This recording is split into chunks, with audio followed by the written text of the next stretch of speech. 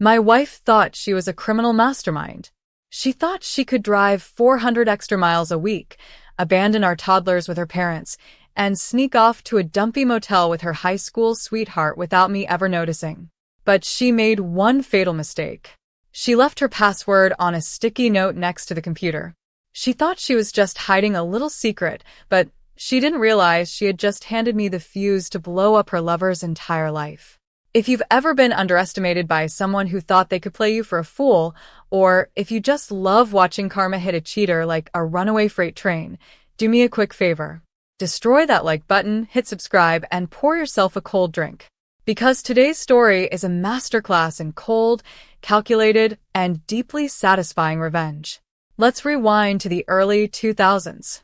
Dial-up internet was screaming, AOL keywords were a thing, and on the surface, my life seemed perfect. I had a decent job, a home, and 2 beautiful kids, a 4-year-old and a 6-year-old. They were young, but they weren't stupid. They were at that age where they'd enthusiastically blabber about every single detail of their day the second you walked through the door. And that's how the first domino fell.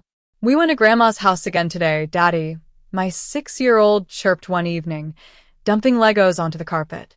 I smiled, ruffled his hair, but internally, a gear shifted. Grandma and Grandpa lived 90 miles away, a 3-hour round trip. My wife worked a part-time job, but on her days off, she was supposedly just running errands around town. Suddenly, the kids are telling me they're spending 3, sometimes 4 days a week at Grandma's. It didn't make sense. When I casually brought it up over dinner one night, watching her chop vegetables, I asked, "Hey, the kids mentioned they've been seeing your parents a lot lately. Everything okay with your mom?" She froze. Just for a fraction of a second. Her shoulders tightened, and she gave this forced, breezy laugh that sounded entirely hollow. "Oh, you know how kids exaggerate. We only went down once for a quick lunch." She was a terrible liar. Her eyes darted away, her voice pitched just a little too high. My stomach did a slow, sickening flip. Intuition is a funny thing. It doesn't always scream at you. Sometimes it just whispers that the floor beneath you isn't solid anymore. I didn't argue. I didn't storm out. Instead, I went out to the garage that night with a notepad and a pen. I opened the driver's side door of her car, leaned into the smell of her vanilla perfume, which suddenly made me feel nauseous, and wrote down the odometer reading. I did it again the next week, and the week after that. The math didn't lie. She was putting an extra 400 miles on the car every single week. 400 miles of unaccounted for blacktop. She was running a marathon of deception, and I was footing the bill for the gas. Then came the day the universe decided to hand me the keys to the kingdom. I walked into the home office to check my emails. There it was. A bright yellow sticky note stuck right next to the keyboard. Written in her neat, looping cursive was her AOL username and password. My heart began to hammer against my ribs like a trapped bird. My hand shook on the mouse. I knew that crossing this line meant there was no going back, but the blindfold had to come off. I typed in the password.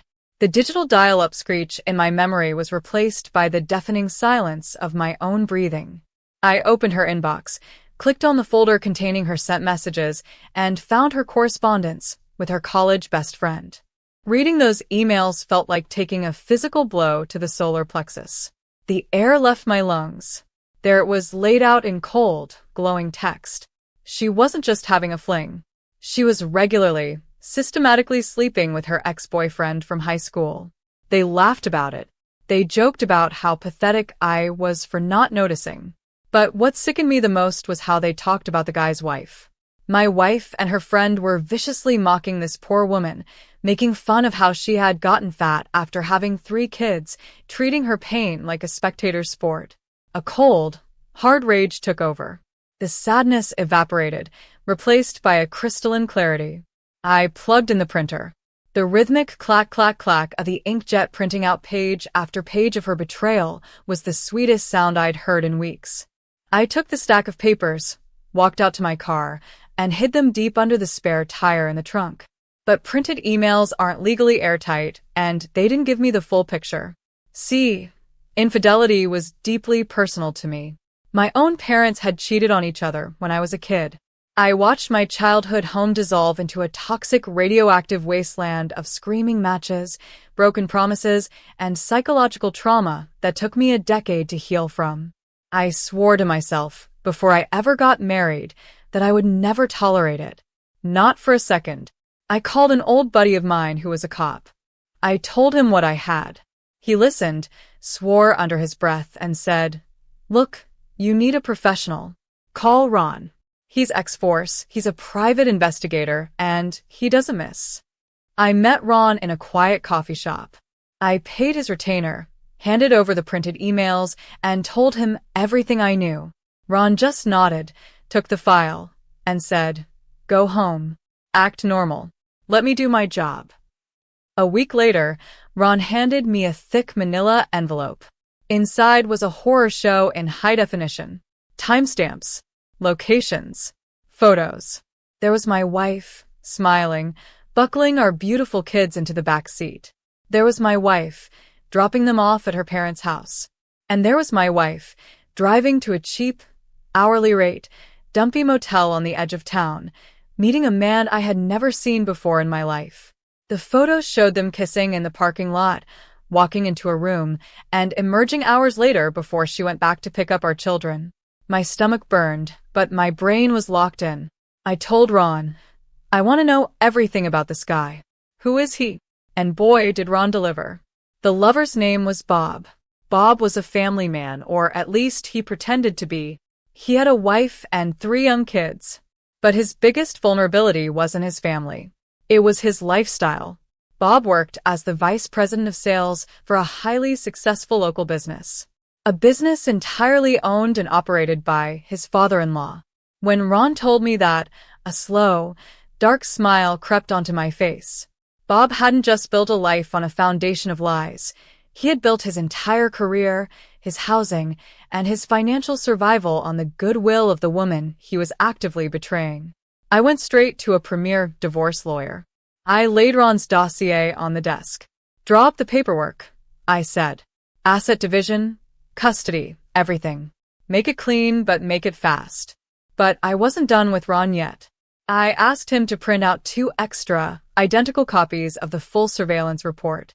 The photos, the motel receipts, the logs, everything. "Ron," I said, handing him the second envelope, "I have a special assignment for you. On the exact day my wife gets served at her part-time job, I want you to personally deliver this to Bob's wife." I didn't do it out of malice toward her. In fact, I felt a deep, aching empathy for Bob's wife. She was being ridiculed behind her back by the father of her 3 children and my cheating wife. She was living a lie, and she deserved the autonomy of the truth. What she chose to do with that atomic bomb of information was entirely up to her. The day arrived. It was a Tuesday. My wife went into her part-time office, completely oblivious.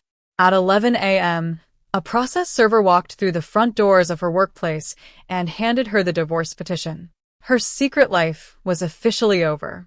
But across town, at that exact same moment, Ron was knocking on the door of a beautiful suburban home.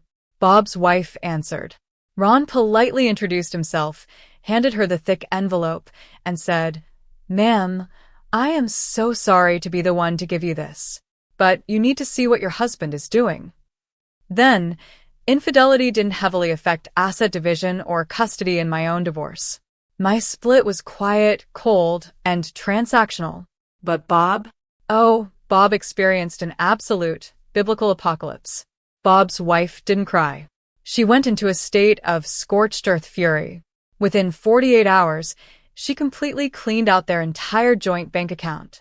She packed up her 3 kids, left the house, and went straight to her father.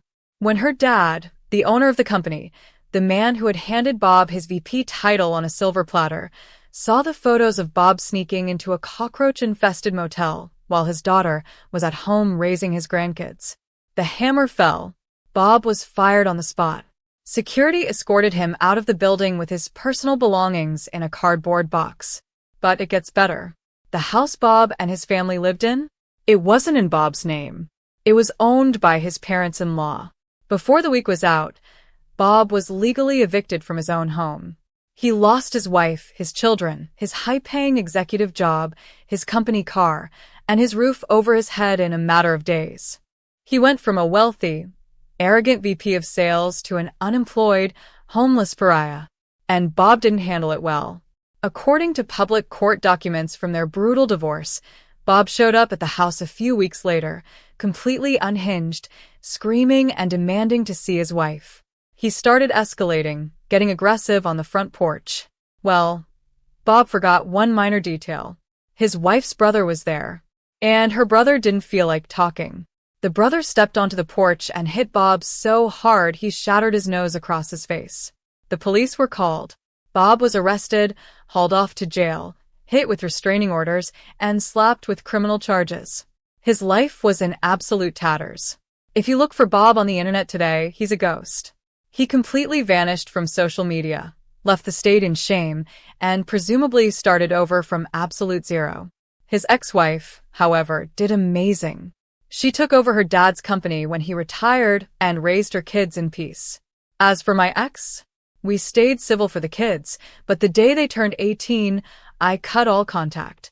I don't hate her. She's just a stranger who happens to share DNA with my children. When you play stupid games, you win catastrophic prizes. If this story gave you chills and showed you that karma always collects its debts, smash that like button right now. Drop a comment below and let me know, what's the most legendary revenge you've ever witnessed firsthand? Subscribe to the channel, and I'll see you in the next story. Stay safe out there.